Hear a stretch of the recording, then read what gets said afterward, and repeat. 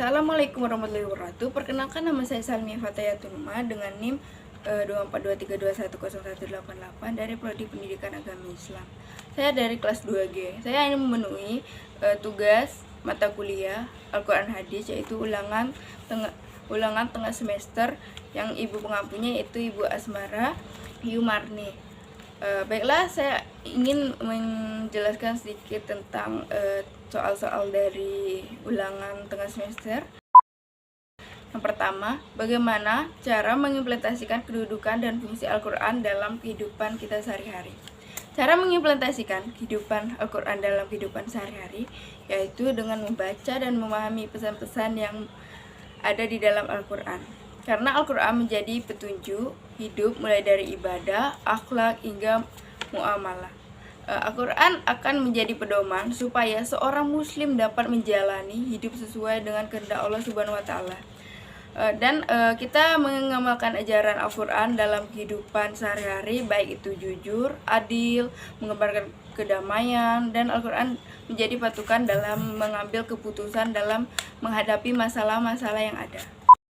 Yang kedua yaitu pelajaran apa yang bisa diambil dari sejarah Al-Quran, mulai dari proses pewahyuan dan penghimpunan Al-Quran. Pada sejarahnya, proses pewahyuan Al-Quran sangat lama, dan Nabi Muhammad sangat berhati-hati tidak merubah kebenaran yang ada dan amanah dalam menyampaikan kebenaran. Dan juga Nabi Muhammad bersabar dalam menghadapi masalah-masalah yang datang, dan ketika Nabi Muhammad wafat, para sahabatnya melakukan pengumpulan Al-Quran dengan cara mengimpun tulisan dan menghafalkan wahyu. Pelajaran yang bisa kita ambil dari sejarah Al-Quran yaitu tetap teguh dan sabar dalam menjalankan perintah Allah walaupun banyak tantangan yang datang. Juga kita harus menyampaikan kebenarannya dengan jujur dan amanah sesuai dengan kebenaran yang ada. Dan juga kita harus bekerja sama dalam menjaga dan melestarikan ilmu. Yang ketiga, Al-Quran menjadi mukjizat bagi Rasulullah SAW. Dan apa pendapat saudara tentang pernyataan Allah Subhanahu wa Ta'ala akan permudah semua urusan manusia yang menjadikan Al-Quran sebagai pedoman hidup? Pendapat saya mengenai pernyataan tersebut yaitu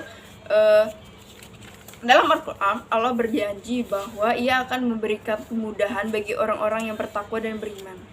Dan dalam Al-Quran mampu menjawab permasalahan-permasalahan yang ada di setiap masalah. Pasti ada jalan keluar. Dan juga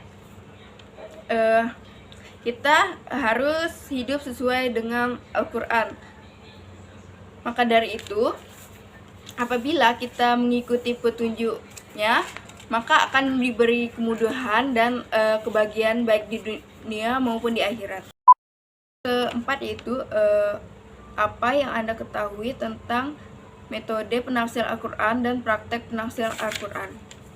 Terdapat 4 metode penafsiran Al-Quran. Yang pertama itu metode penafsiran ijmali. Metode ini menjelaskan ayat-ayat Al-Quran secara ringkas tetapi mencakup penggunaan bahasa yang populer dan mudah dimengerti. Yang kedua itu metode tafsir tahlil. Metode ini menafsirkan ayat-ayat Al-Quran dari berbagai seginya sesuai dengan pandangan, kecenderungan, dan keinginan musnafsirnya. Secara runtutnya sesuai dengan perurutan ayat-ayat dalam mushaf. Yang ketiga yaitu metode tafsir maudhu, yaitu metode yang penafsirannya mengarah pandangan sesuatu tema tertentu lalu mencari pandangan tema tersebut. Yang keempat yaitu metode penafsir muqaran, yaitu metode ini menafsirkan ayat dengan cara membandingkan antara ayat-ayat Al-Quran